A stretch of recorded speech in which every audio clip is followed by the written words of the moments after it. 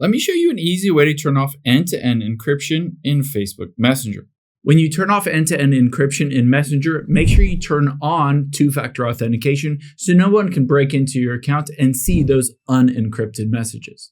Now open up Facebook Messenger on your iPhone or Android or a computer, and we need to get to your settings to manage the end-to-end encryption. So to do that, tap on Menu at the bottom right and Settings at the top. Now within the settings, you'll be able to see as you scroll down a number of different things. All of the end-to-end encryption lives within the privacy and safety, and there are a couple different things we can do to turn that off. Let's tap on privacy and safety and then end-to-end encrypted chats.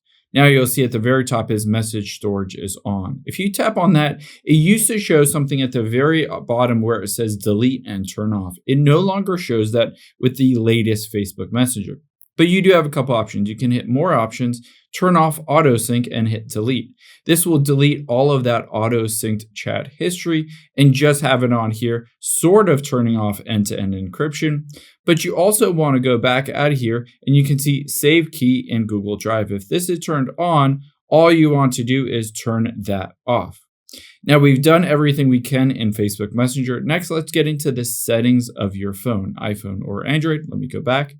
From here, just tap on your name at the very top and then tap on iCloud. Now from here, you can see Save to iCloud. Let's hit See All here and let's go down until you find Messenger on this list. There it is. Just turn that off and this will essentially disable that end-to-end encryption saving on your iPhone or Android.